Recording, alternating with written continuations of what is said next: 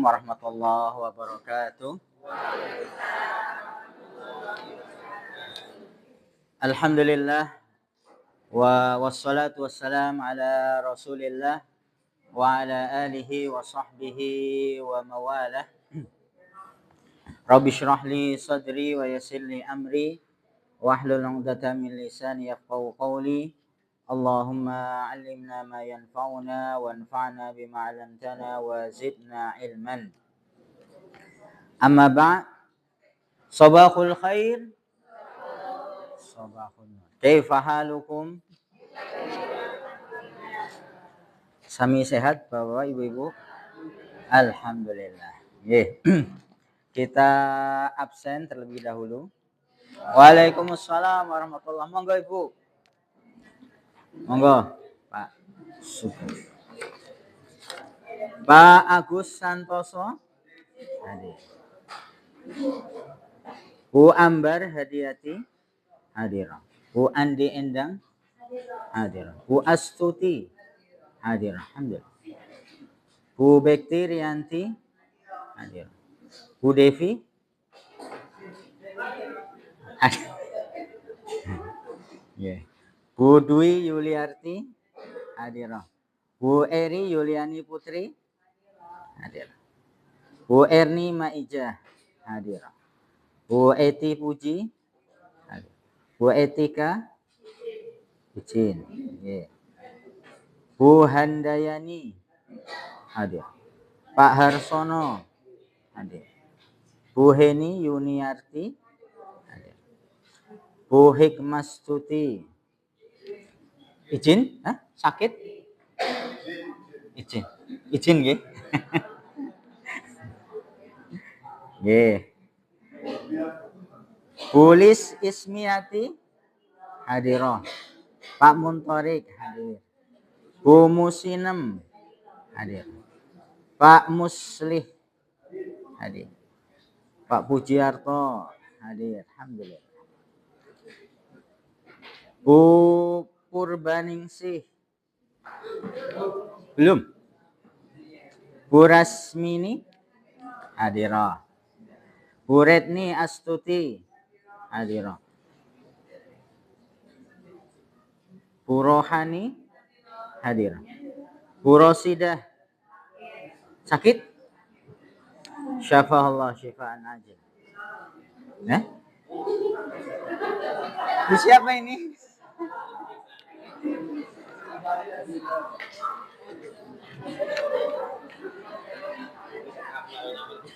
Bu Salbiah ya? Nah, hadir. Bu Siti Khotijah hadir. Bu Siti Nuryati hadir. Bu Siti Rahayu. Bu Siti Sarifah hadir. Bu Siti Sugianti hadir. Bu Siti Surya. Pak Sugi Hartoyo hadir. Pak Suharjo belum. Bu Sukarni hadir. Bu Sumarsi. Pak Suparman izin nggih? Ya. Pak Supriyo hadir. Bu Surati izin. Pak Wargono izin ya. Bu Wasmiati hadir. Bu Wigati Ningsih hadir. Pak Aris hadir ya. Bu Yeti izin. Bu Subekti hadir. Bu Siti Nurahayatun hadir. Bu Sri Sugiyarti hadir. Bu Neni Yudianti. Bu Yulianti hadir. Pak Rohadi izin ya. Bu Meizer belum.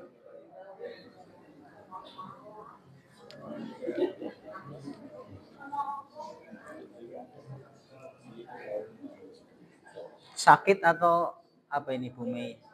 Sudah lama enggak berangkat ya? Nggih, nanti nggih. Bumei Nur Hayati, Pak Sugeng Raharjo. Nggih. Ada lagi ini Bu Wiji Astuti. Betul nggih? Alhamdulillah. Baru pertama ini masuk kemarin. Pekan kemarin sudah ya? Rabu sudah. Selasanya? Belum ya? Nggih. Ini pertama yang hari Selasa. Masya Allah. Ahlan wa sahlan. Selamat bergabung Bu Wiji nggih. Semoga diberikan kemudahan, istiqomahan, ilmu bermanfaat dan insya Allah kita sama-sama belajar di sini. Nggih, Bapak Ibu-ibu yang semoga senantiasa dirahmati Allah Subhanahu wa taala. Sampai mana kita membahas kaitan dengan tauhid ini? Ya, kita masih di bab yang kedua ya. Kita sudah mulai membahas kaitan dengan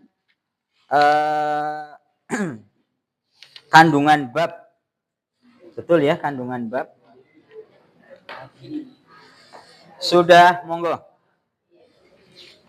Bu.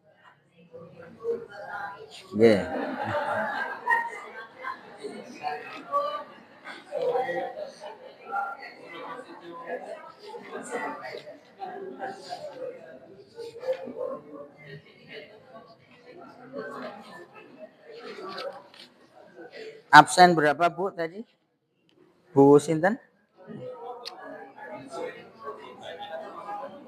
Purbaningsih nggih. Nggih, alhamdulillah. Ya. Kita sudah memasuki kandungan bab. Monggo ibu-ibu, bapak dilihat di bukunya. Kalau yang ini berarti halaman berapa? 10 ya. Nggih. Kalau yang buku yang satunya berarti halaman berapa? 22 ya. Pada kesempatan yang lalu kita membahas sampai yang pertama sudah ya. Yang kedua belum. Nggih. Jadi kandungan bab ini adalah semacam pelajaran atau hikmah gitu ya. Hikmah pelajaran yang penulis ambil dari dalil-dalil yang sudah disebutkan ya. Jadi mungkin ibu yang baru bergabung ya, yang kita bahas adalah menggunakan kitab tauhid ya, yang mana setiap bab ya, ini ada Waalaikumsalam, monggo. Ada banyak bab ini ya yang akan kita bahas sampai 67 bab nggih. Sampai 67 bab dan kita masih di bab yang kedua gitu ya. Berarti kalau yang bergabung ya insya Allah yang baru bergabung belum ketinggalan jauh gitu ya.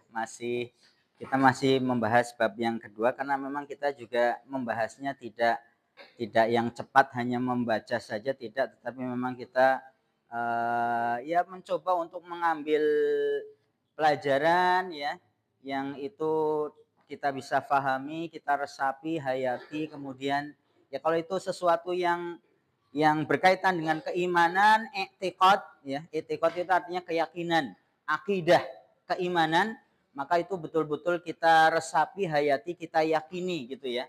Dengan seyakin-yakinnya, kalaupun nanti ada berkaitan dengan perintah ya, maka kita juga berusaha untuk menjalankannya ya.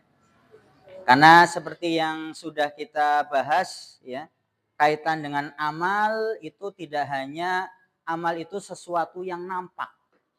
Jadi amal ibadah yang bernilai pahala itu tidak hanya sesuatu yang kelihatan. Bukan hanya sekedar gerakan-gerakan gitu nggih, atau ucapan-ucapan lisan. Ini suaranya keras. Saya ke ini sebentar ya.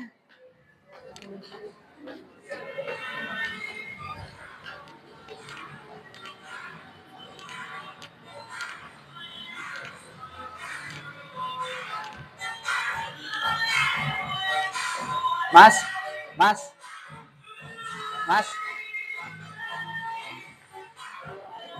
non saya kita kan lagi belajar di sana. Agak dikecilin ya Pak. Maaf ya. Gak lama kok, paling sampai jam 10.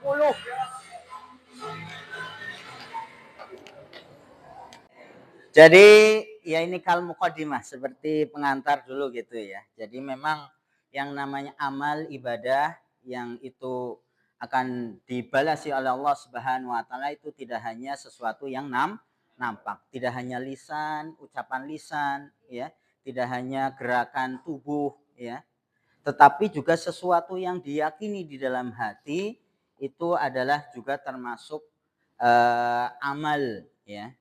Makanya pernah kita sebutkan juga kaitan dengan hati itu ada yang disebutkan sebagai ucapan hati, ada juga sebagai amal hati. Kaitan dengan hati itu ada ucapan hati, ada amalan hati. Ini karena memang apa namanya? lebih lebih khusus gitu ya. Jadi kalau amalan ucapan hati seperti yang sudah kita contohkan seperti apa? Pernah di ditulis kayaknya di depan gitu ya. Ya, kalau ucapan hati itu kaitan dengan keyakinan ya, sesuatu yang diyakini di dalam hati. Dan itu bisa jadi itu sesuatu amalan yang paling utama ya. Ya seperti akidah, keyakinan yang kita yakini di dalam hati ya, keyakinan akan Allah Subhanahu wa taala, keyakinan akan adanya malaikat ya, Allah mengutus rasul-rasul, Allah menurunkan kitab ya. Kemudian nanti keyakinan akan adanya hari akhir ya. Ini itu sudah memiliki apa namanya? Pahala. Makanya yang termasuk kita bahas di bab yang kedua ini kan apa? Keistimewaan atau disebutnya apa? Keistimewaan nggih. Keistimewaan dari tauhid itu punya dampak ya. Akan bernilai pahala. Ya, termasuk juga yang terakhir kita sebutkan bagaimana keimanan tauhid yang murni yang tidak dikotori dengan kesyirikan ya, itu yang akan menyebabkan orang akan diampuni dosanya. Ini kan kaitan dengan apa? Hati ya. Termasuk juga amal hati ya. Kalau kita contohkan amal hati ini sifatnya lebih dari apa sekedar ucapan hati ya. Jadi sudah amalan, contohnya seperti umpamanya niat ya. Orang akan melakukan suatu amal, dia kan apa? Berniat ya. Melakukan suatu amal kebaikan ada dorongan hati, tekad untuk melakukan ya. Orang berazam, berkeinginan, bertekad untuk melakukan suatu amalan itu juga dinilai suatu amal soleh.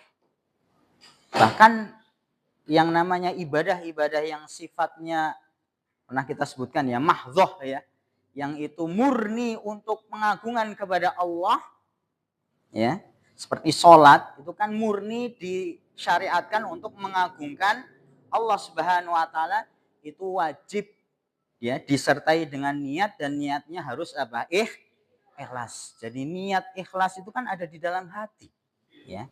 Para ulama menyebutkan itu adalah amalan hati. Ikhlas, tawakal, ya, berserah diri kepada Allah Subhanahu wa taala itu tidak hanya sekadar ucapan hati tetapi juga lebih dari itu, ya.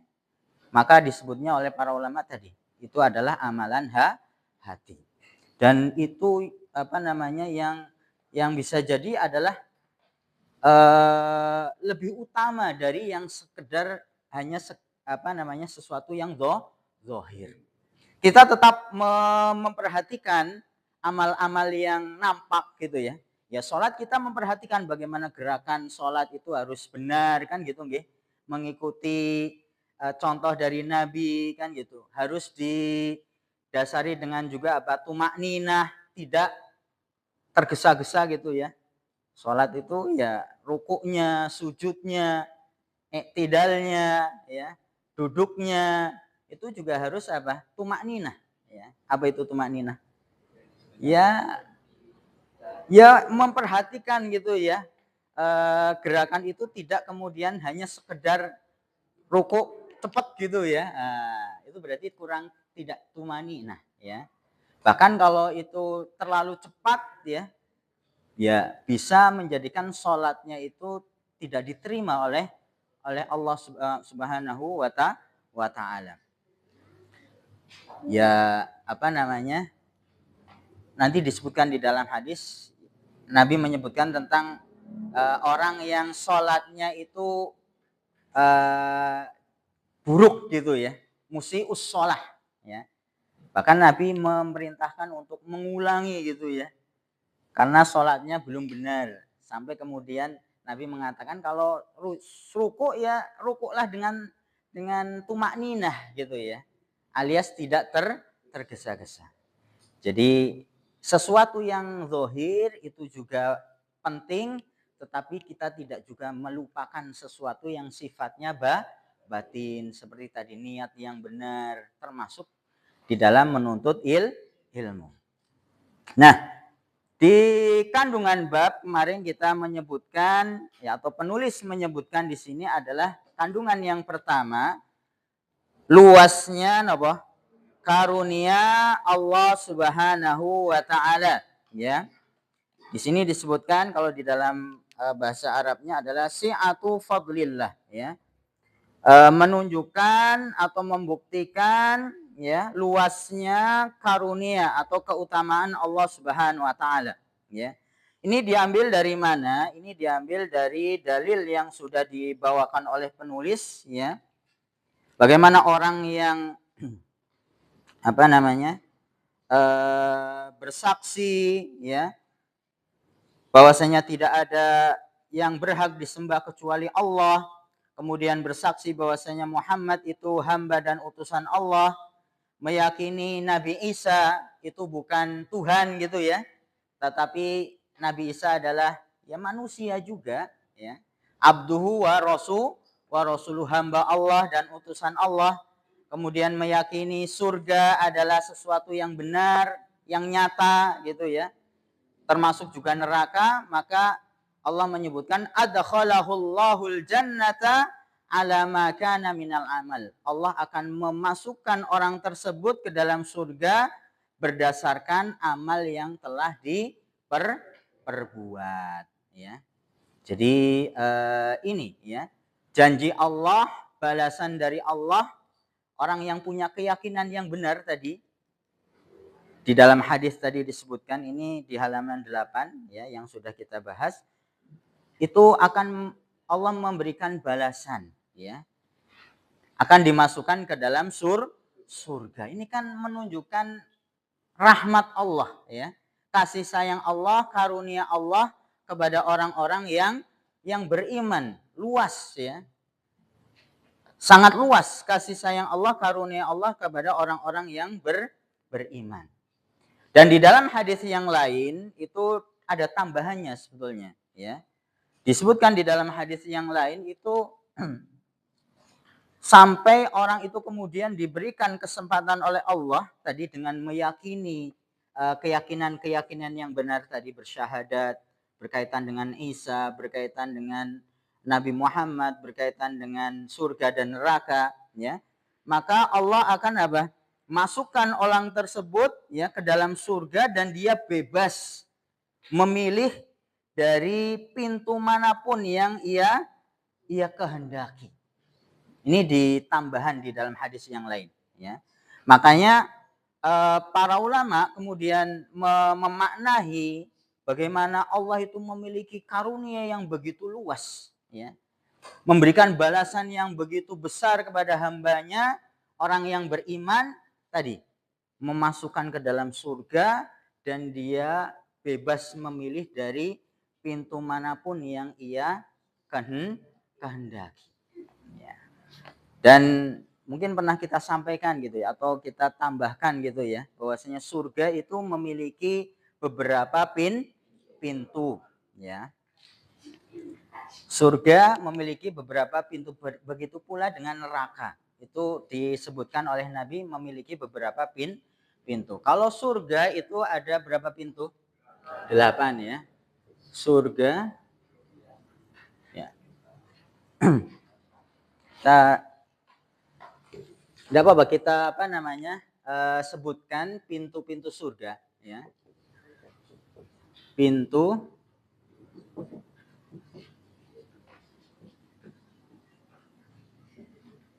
ya, pintu-pintu surga ini disebutkan itu ada 8 para ulama, walaupun tidak, memang Nabi tidak menyebutkan 8 pintu ini semuanya di dalam satu hadis gitu ya, tidak. Tetapi para ulama kemudian menyebutkan nama-nama pintu surga ini dari gabungan gitu ya, gabungan beberapa hadis. Ada yang disebut dengan babus sholah atau pintu sholat ya. Kita sebutkan saja dulu ya, pintu sholat, kemudian ada yang namanya pintu jihad ya, jihad, kemudian ada pintu apa? Ya, puasa atau disebutnya adalah royan ya, babu royan. Kemudian ada bab ya sodakoh ya.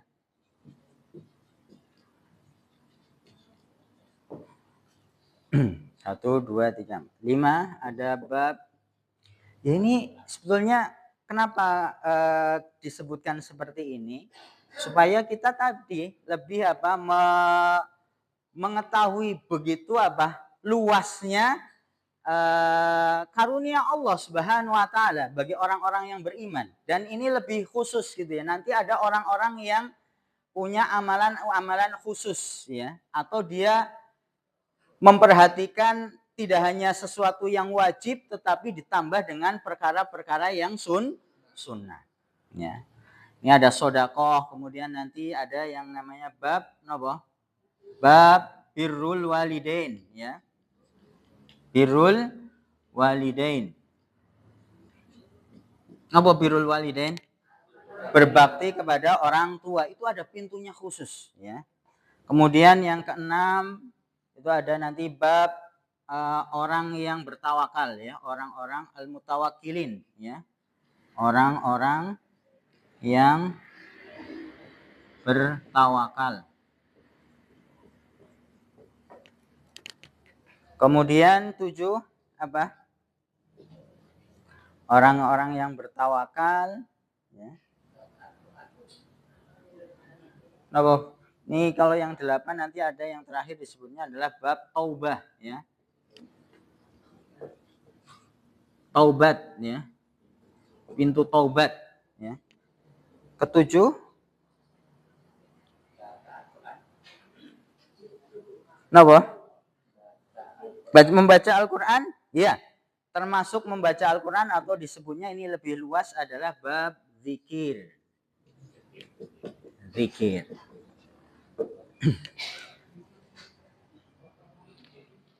Saya ulangi ya, yang pertama itu ada pintu sholat, pintu jihad, pintu puasa atau disebutnya bab royan ya. Ada pintu sodakoh ya. Kemudian yang kelima pintu birrul walidain ya. Yang keenam itu pintu orang-orang yang mutawakilin, orang-orang yang bertawakal kepada Allah. Kemudian yang ketujuh ini adalah bab pintu zikir ya, orang-orang yang membiasakan berzikir kepada Allah Subhanahu wa taala ya. Zikir yang termasuk di antara zikir dan bahkan zikir yang paling baik itu adalah qiraatul Quran, membaca Al-Quran ya.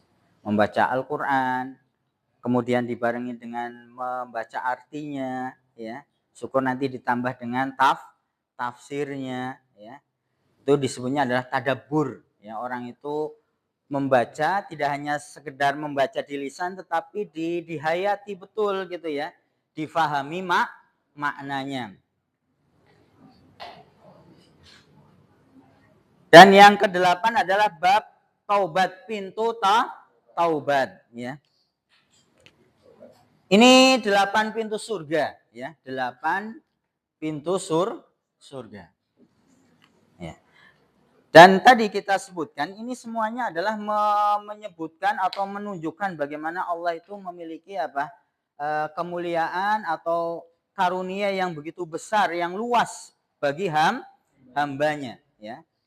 Ada pintu khusus, pintu sholat, ya. Dan sholat itu kan memang amalan yang utama, ya, setelah orang bersyahadat, ya. Dan nanti disebutkan di dalam hadis yang lain, sholat itu adalah amalan yang pertama kali akan dihisab oleh Allah Subhanahu wa taala, ya. Di dalam hadis riwayat Abu Hurairah nanti disebutkan, inna awwala ma yuhasabu bihil abd, yang pertama kali dihisab itu adalah sholatnya, ya. Kalau sholatnya ini baik, bagus, maka amalan yang lainnya pun akan dinilai bagus, ya.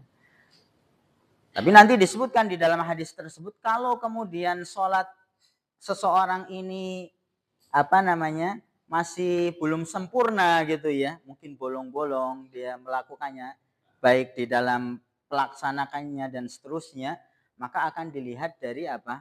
Sholat yang bentuknya sunnah, ya. Dan ada juga yang menyebutkan bagaimana pintu sholat ini khusus dimasuki oleh orang yang punya amalan sholat, maksudnya tidak hanya sesuatu yang wajib, tetapi memang selain dia memperhatikan yang wajib, tetapi juga dia menambahnya dengan perkara-perkara yang sunnah, ya. Sholat malam, ya. Karena memang nanti oleh Nabi yang disebutkan sholat yang paling baik setelah sholat yang fardu, yang wajib itu apa? Qiyamul lail, ya. Sholat tahajud, ya. Orang bangun malam, ya. Kemudian sholat sunnah malam, ya. Berapa rakaat? Enggak ada batasannya, ya. Jadi bisa 2 rakaat terus gitu ya. Nanti diakhiri dengan witir, ya. Ya tidak mesti harus banyak dulu gitu ya. Ya dimulai dengan 2 rakaat ditambah 1 rakaat kan gitu nggih. Tapi kalau itu gimana? Ya witir tok juga boleh, ya. Bahkan kalau disebutkan di apa yang dilakukan oleh para sahabat karena takut umpamanya malam nggak bisa bangun gitu ya. Kan ada kalanya kondisi orang itu mungkin kecapean gitu ya. Hari itu setelah mungkin melakukan safar, perjalanan jauh, dan dia kayaknya kalau nanti bangun malam kayaknya ndak mampu kan gitu ya. Maka boleh setelah sholat isya, ya, sholat sunnah dulu 2 rakaat, sholat ba'diyah isya, ya, baru setelah itu dilanjutkan dengan sholat witir, ya. Itu boleh, ya, karena sholat malam itu ya kapan dimulainya, ya setelah orang melakukan sholat isya, ya. Dan itu kalau bagi Nabi itu sesuatu yang nggak ditinggalkan oleh Nabi, ya. Tapi bagi umatnya itu adalah sesuatu yang sunnah. Tapi sunnahnya adalah sunnah yang ditekankan, ya. Ya. Ini qiyamul lail, ya. Makanya di dalam Nabi juga pernah ketika Nabi itu enggak bangun malam karena sakit, ya. Maka beliau pun menggantinya gitu ya. Kapan menggantinya?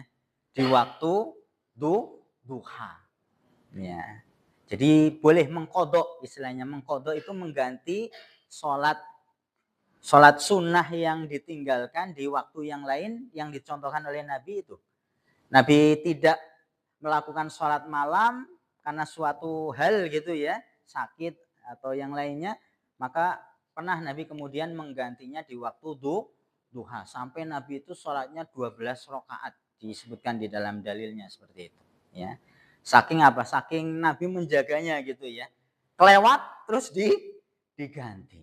Ya, maka ini apa namanya, pintu yang khusus Allah sediakan bagi orang-orang yang punya amalan ya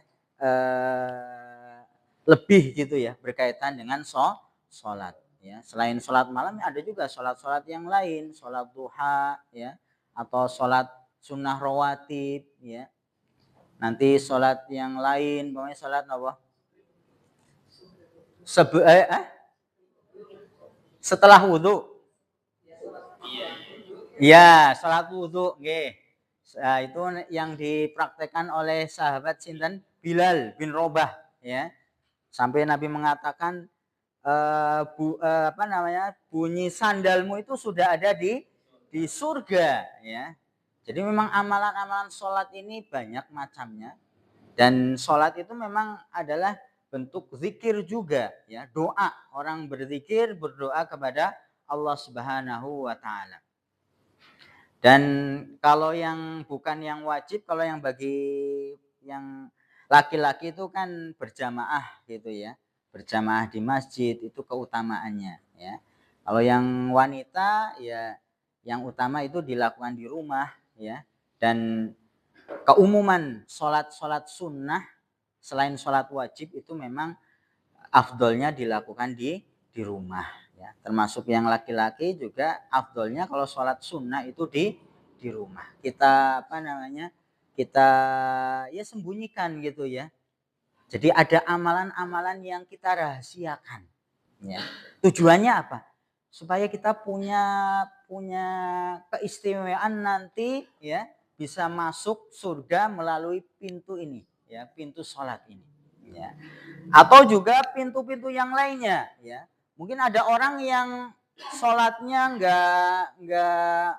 nggak bisa maksimal, alias belum bisa ditambah dengan sunnah-sunnah yang lain ya. Maka masih banyak kesempatan orang itu masuk surga dari pintu-pintu yang lain ya. Babul jihad ya. Ini babul jihad ini diantaranya adalah orang yang diberi kesempatan untuk bisa berperang ya di medan perang, tapi ini ya di medan perang ya, melawan orang-orang kafir dan seterusnya ya. Tapi kita sekarang di dalam keadaan yang aman kan gitu ya. Ya belum ada ini ya, belum ada. Tetapi ada juga para ulama yang mengatakan termasuk bab jihad ini adalah nanti orang-orang yang melakukan ibadah haji dan umroh ya.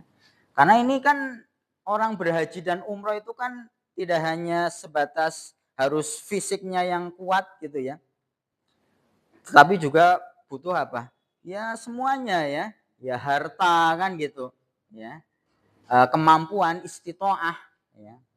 Bahkan kabar yang terbaru itu nanti kalau sampai di sana orang yang haji gitu ya, ternyata fisiknya nggak kuat, bisa nanti dipulangkan kan gitu.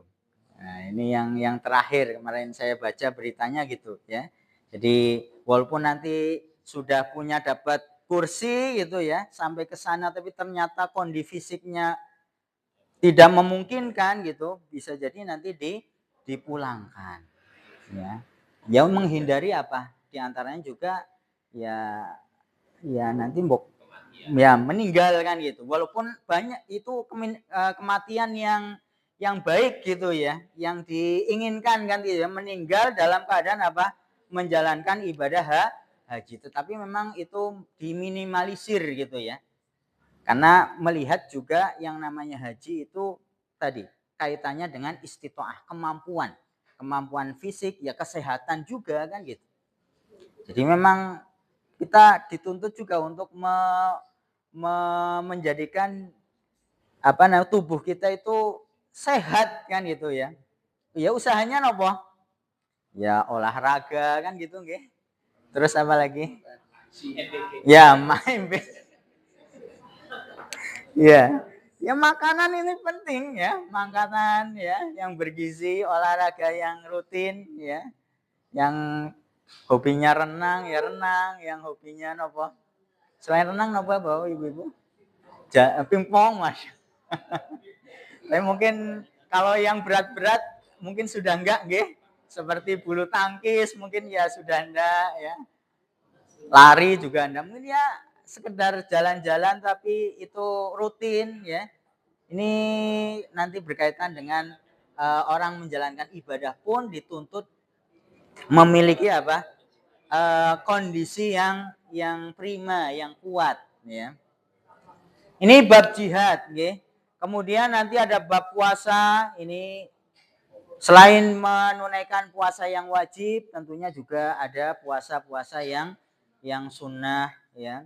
Puasa Ayyamul Bid ya, 3 hari ya di pertengahan bulan Hijriyah ya. Atau puasa Senin Kemis ya. Atau puasa apa lagi? Puasa Daud ya.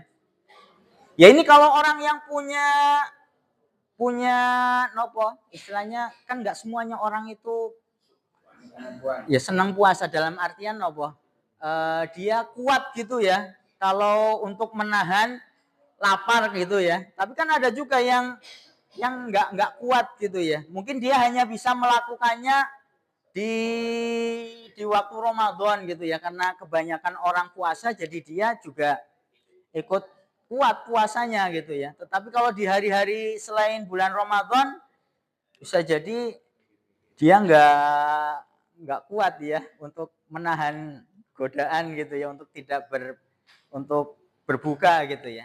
Maka masih banyak lagi, ada pintu yang lain, umpamanya pintu sodakoh ya.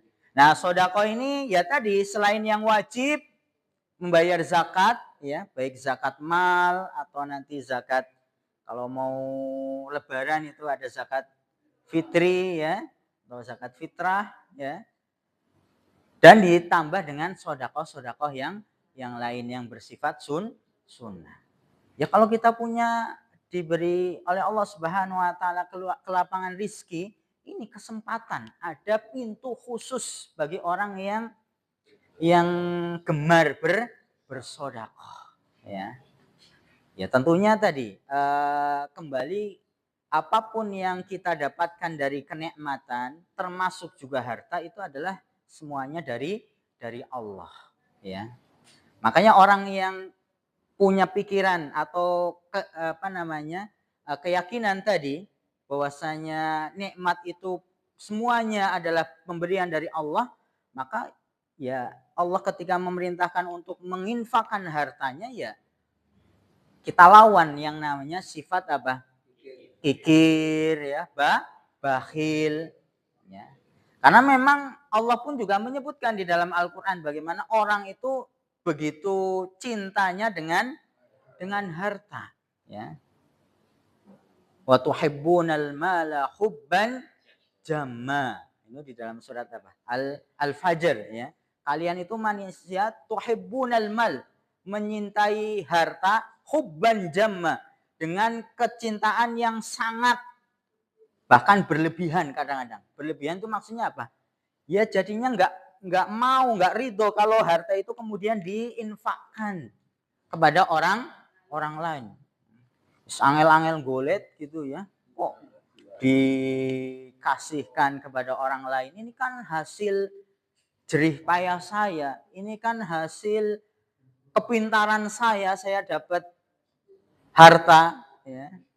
Kepintaran saya di dalam berdagang umpamanya ya. Nah inilah orang ketika kemudian meyakini itu adalah hasil dari usaha dia, tidak meyakini itu adalah pemberian Allah, itulah yang kemudian menyebabkan orang sulit untuk berinfak, bersedekah ya. Tetapi ketika tadi meyakini itu semuanya dari Allah ya. Makanya bentuk syukur itu kan diantara yang pertama adalah dia meyakini dulu, iktiraf ya. Meyakini di dalam hati. Nah ini juga tadi ada kaitannya dengan amalan hati, bersyukur ya. yaitu meyakini semua yang ia dapatkan itu dari Allah. Ya kalau ini semuanya pemberian Allah, ketika Allah tadi memerintahkan untuk berinfak, ya kita sami'na wa ata'na. Ya, kita dititipi gitu ya oleh Allah Subhanahu wa taala, diberikan modal untuk beramal. Ya kita maksimalkan ya. Kalau yang punya harta tadi dengan sodakohnya ya. Kalau yang kuat dengan puasanya ya dengan puasa gitu ya. Nah, termasuk ini yang kelima, ini pintu kalau di dalam hadis disebutkan wa ausatuha, ini pintu surga yang paling tengah ini ya. Yaitu pintu apa? Birrul walidain. Ini saya bacakan hadisnya ya. Jadi secara khusus seorang anak yang dia berupaya untuk berbakti kepada orang tua itu Allah siapkan pintu khusus ya untuk masuk ke dalam surga. Ini disebutkan al-walidu awsatu abwabil jannah. Al-walid, orang tua. Ini di dalam bahasa Arabnya adalah al-walid ya. Al-walidu. Al-walidu.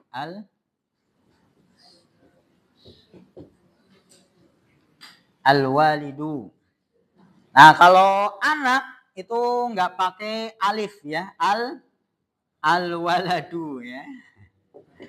Ini sedikit bahasa Arab. Al-waladu. Al-walidu, ini panjang ya A-nya. Al-walidu itu orang tua, tapi kalau anak itu al-walad ya. Dikatakan oleh Nabi al-walidu awsatu abwabil jannah. Orang tua itu adalah pintu surga yang paling tengah ya. Maksudnya apa? Ya bagaimana seorang anak ya, dia berbakti kepada orang tua baik ketika orang tuanya masih hidup ya, maupun juga orang tuanya yang sudah meninggal. Jadi masih ada kesempatan atau cara ya. Dan itu disebutkan oleh Nabi ya. Bagaimana orang yang kemudian mendapati orang tuanya sudah meninggal, dia masih bisa ya untuk berbakti kepada orang tua. Di antaranya seperti apa? Terus mendoakan ya, memintakan ampun bagi orang tua ya. Itu insya Allah orang tua kita pun akan mendapatkan kebaikan ya dari doa-doa kita. Termasuk juga adalah orang yang kemudian bersodakoh. Ini nanti Nabi menyebutkan ya, bersodakoh atas nama orang tua itu insya Allah juga pahalanya sampai kepada orang tua ya. Termasuk juga adalah menyambung ya tali silaturahim ya dari keluarga baik, dari keluarga ibu kita yang sudah meninggal atau dari keluarga bapak ya. Bahkan nanti disebutkan di dalam hadis kalau ibu kita sudah nggak ada gitu ya, maka al-ammah ya, atau bibi gitu ya, itu bimanzilatil ya, itu ya seperti ibu kita ya. Pengganti ibu itu adalah ya bibi kita atau tante kita gitu ya. Baik dari ibu kita atau dari bapak kita. Ya intinya itu adalah bagaimana terus orang itu menyambung ya tali silaturahim, kekerabatan keluarga dari pihak bapak atau ibu setelah bapak ibu kita tidak ada, itu termasuk ya, bentuk kita berbakti kepada orang tua. Dan pahalanya tidak hanya kembali kepada kita saja yang melakukan tadi ya tali silaturahim, tetapi juga orang tua kita pun tadi akan mendapatkan kebaikan juga ya. Karena terus hubungan tali persaudaraan itu terus terjalin ya, dan orang tua akan mendapatkan pahala ya kalau secara umum nanti para ulama juga menyebutkan apapun yang dilakukan oleh anak ya dari amal kebaikan itu juga orang tuanya pun akan mendapatkan kebaikan pula. Bahkan disebutkan yang paling baik itu ya seperti itu. Seorang anak itu dengan dia beramal kebaikan, ya insya Allah orang tua pun yang dulu sudah mendidik, orang tua sudah memberikan nafkah sehingga dia menjadi besar, menjadi mengetahui banyak hal, itu pun juga akan mendapatkan kebaikan. Itu harapan kita semua. Yeah. Sholat apa? Sholat mutlak birrul walidain. Ini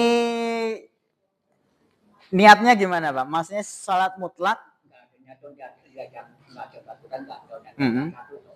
Gimana?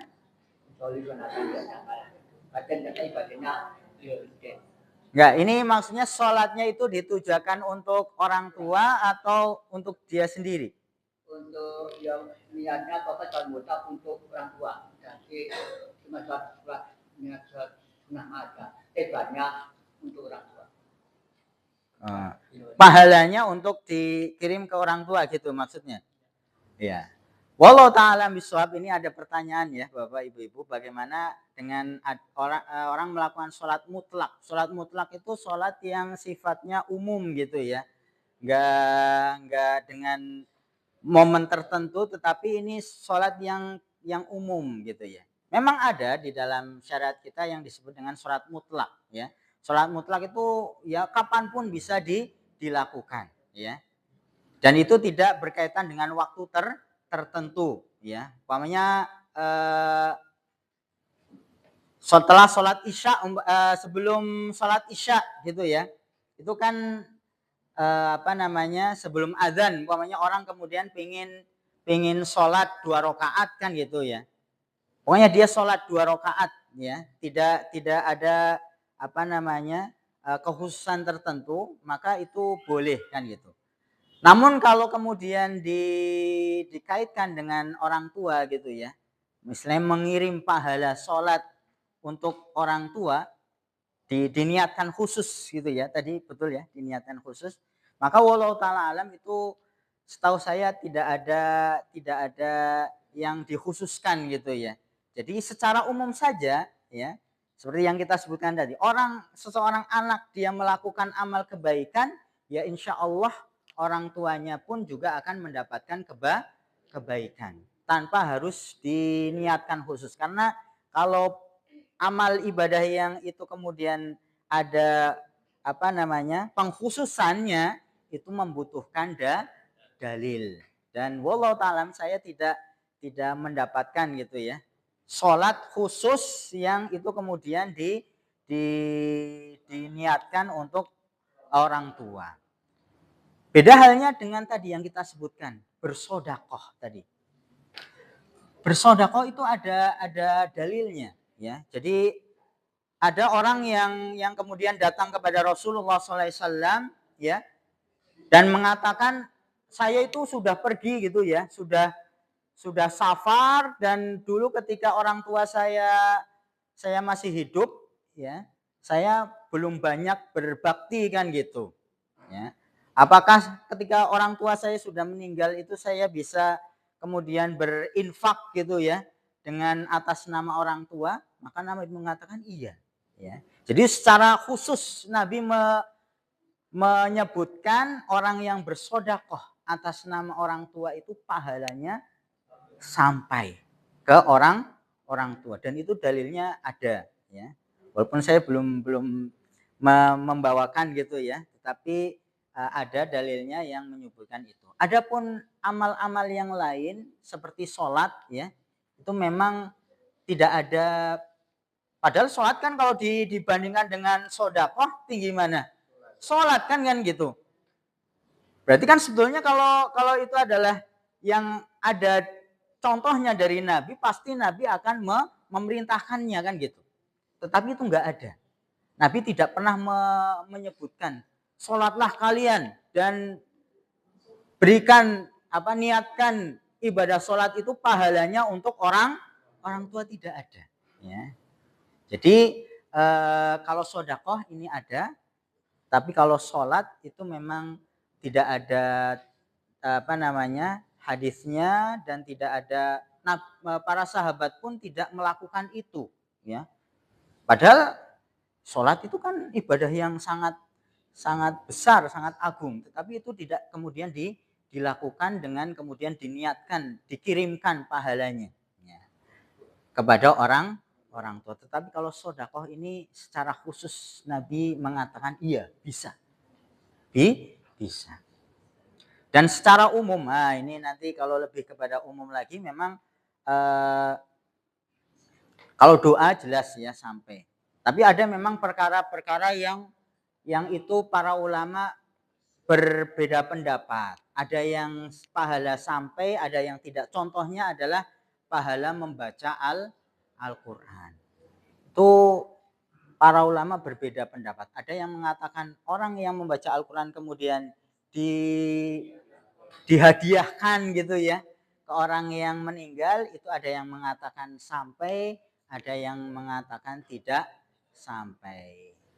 Imam Syafi'i itu mazhab Syafi'i gitu ya, yang katanya banyak dianut ya atau dijalankan oleh orang-orang Indonesia, itu bahkan mengatakan tidak sampai. Pahala bacaan Al-Quran itu tidak sampai kepada orang yang meninggal. Tapi kalau yang mengatakan sampai itu Imam Ahmad bin Hambal mengatakan, mazhab Hambali itu mengatakan sampai bacaan Al-Quran itu kepada mayit, orang yang meninggal pahalanya. Monggo, ini ada dua pendapat ya, tinggal monggo Bapak Ibu mau mengambil pendapat yang mana ya. Dan ini bukan sesuatu yang khusus gitu ya. Gitu nggih. Tapi sodakoh ini Nabi menjelaskan itu sampai. Makanya termasuk bentuk birrul walidain ya. Bagaimana anak itu ingin berbakti kepada orang tua ya, bersodakoh atas nama orang tua. Apalagi sodakoh yang sifatnya itu terus mengalir pahalanya. Seperti apa? Umpamanya membuat sumur ya, mengalirkan air. Sumur yang itu kemudian digunakan di masjid atau di sekolah-sekolah. Itu insya Allah di mana? Di musola-musola, itu insya Allah pahalanya selama air itu mengalir, digunakan untuk berwudu dan seterusnya, itu pahalanya juga mengalir kepada orang tua kita.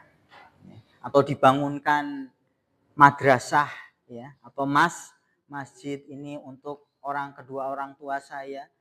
Insya Allah itu bentuk dari birrul walid. Dan kita sendiri itu juga akan mendapatkan apa? Pahala. Dan itu bukan pahala yang kecil ya. Bahkan Allah menyebutkan apa? Ada pintu khusus ini. Ya. Ini kan apa? Menunjukkan bagaimana luasnya karunia Allah. Orang itu ketika masuk surga itu enggak hanya satu pintu gitu loh. Ya.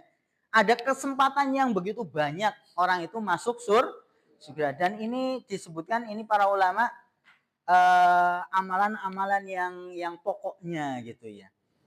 Walaupun ada juga nanti yang mengatakan dari bab pintu jihad ini nanti ada pintu-pintu yang lainnya ya. Nah, ini birrul walidain. Kemudian yang keenam ini adalah apa? Orang-orang yang bertawakal kepada Allah Subhanahu wa taala. Ya, bertawakal itu artinya adalah memasrahkan diri ya. Bentuk orang itu menyandarkan seluruh ya urusannya kepada Allah. Tentunya setelah orang itu berusaha ya. Dan ini yang diperintahkan oleh Allah ya. Bertawakal ya. Bertawakal itu ya ini bentuk dari keimanan. Dan ini biasanya nanti sesuatu yang kaitan dengan hati juga ya. Amalan hati, bertawakal. Ketika orang meyakini Allah itu yang memberikan rizki kan gitu ya, ya kita memintanya kepada kemana Allah Subhanahu Wa Taala, ya. Tetap dengan kita bekerja, beramal, ya. Tetapi kemudian memasrahkan hasilnya, ya, itu kepada Allah Subhanahu Wa Taala. Ya.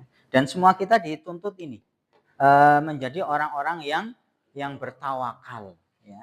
Bertawakal itu tidak menjadikan orang itu hanya diam saja, tidak, tetapi juga menuntut untuk melakukan apa? Ya, usaha.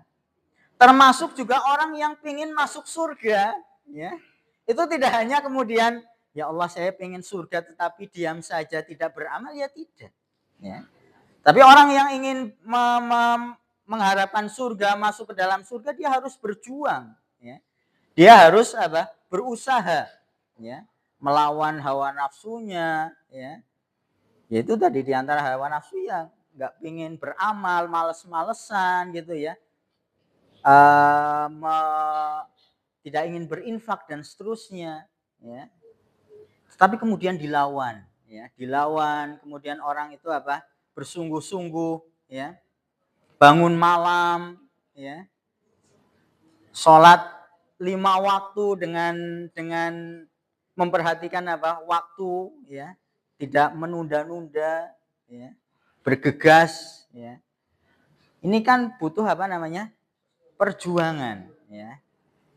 Orang pengen surga ya amalannya tunjukkan dengan amalan-amalan surga. Bukan pengen surga tetapi amalannya malahan amalan-amalan orang penghuni neraka yang nggak sampai ke surga.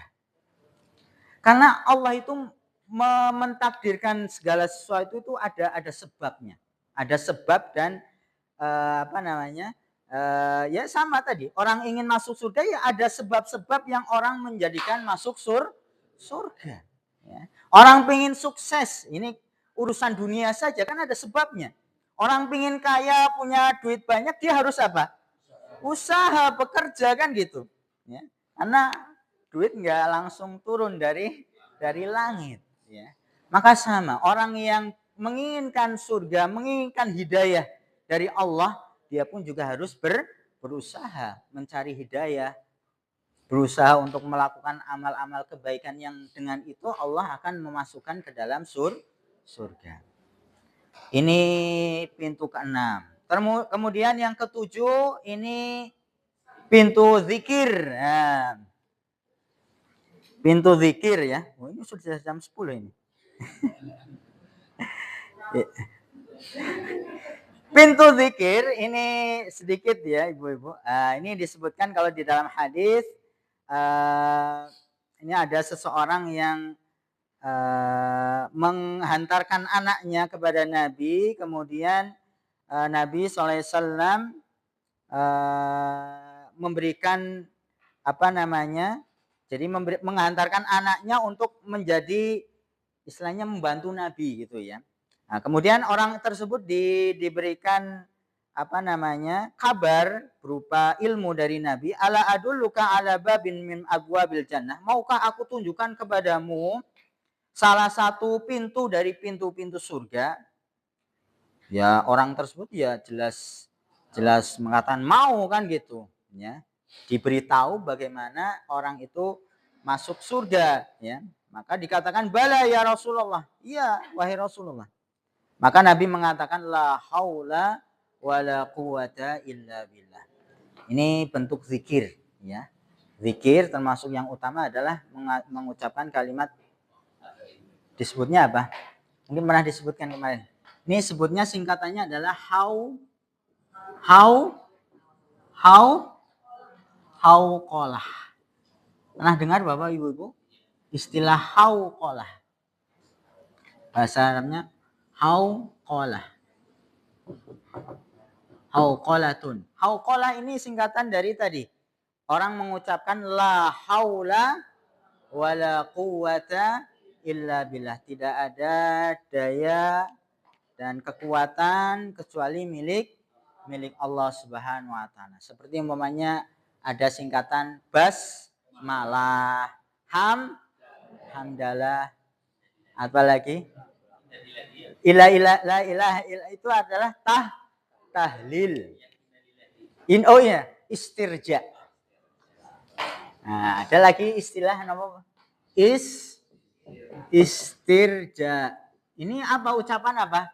Inna lillahi wa inna ilaihi rajiun. Ya, ketika kita mendengar ada musibah, ya, innalillah. Istirja itu ucapan kita menyandarkan, mengembalikan semuanya kepada Allah. Innalillah. Semua kita itu milik Allah. Innalillahi wa inna ilaihi rajiun. Dan semua kita itu akan kembali kepada Allah.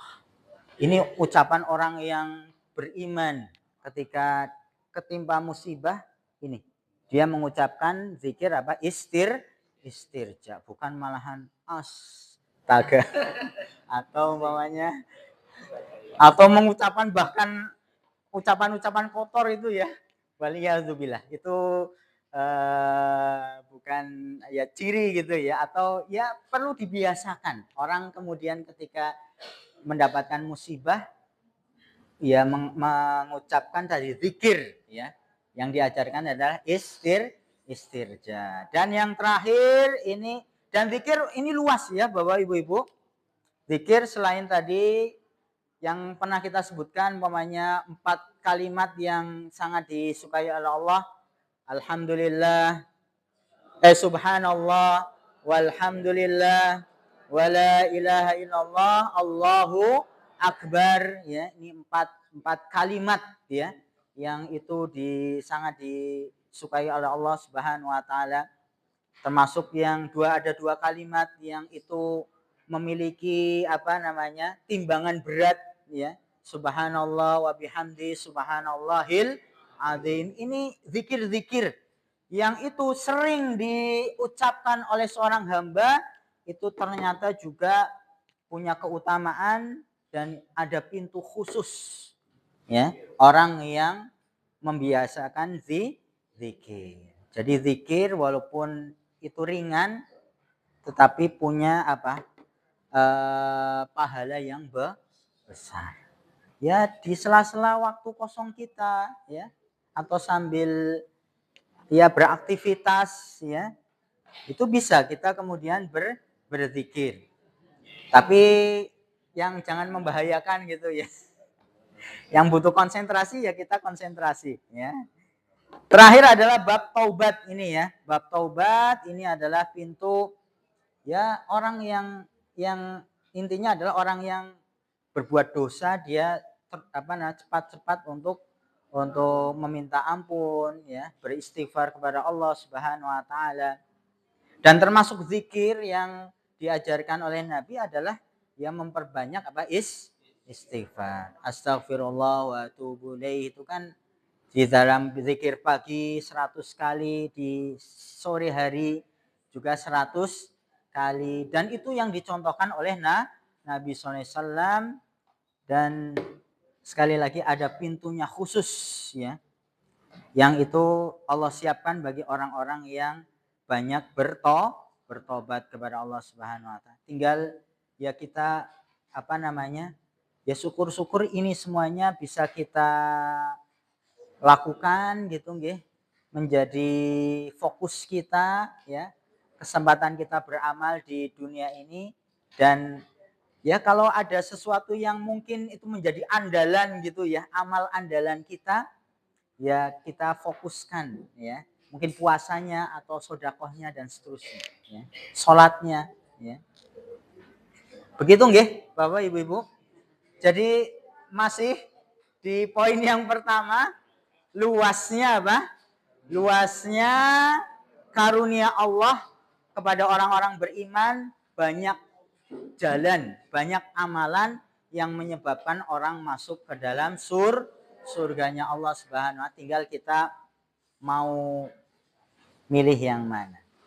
Ya. Dan sebenarnya banyak dalil-dalil yang lain yang menyebutkan orang masuk surga dengan keutamaan bisa dari pintu manapun ya. termasuk adalah doa, membiasakan doa setelah wudhu, itu nanti ada dalilnya khusus ya. Oke. Gitu ya Bapak Ibu-ibu. Cekap? Ya, terima kasih atas kehadiran dan perhatiannya. Semoga apa yang kita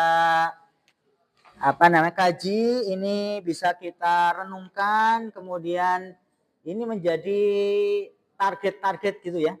Target-target amalan kita, ya, fokus kita di dalam beramal sehingga kita bisa masuk surga semuanya dari ya pintu manapun yang nanti kita menjadi fokus kita. Nah, terima kasih. Wallahu taala alam bisawab. Kita akhiri dengan doa kafaratul majlis.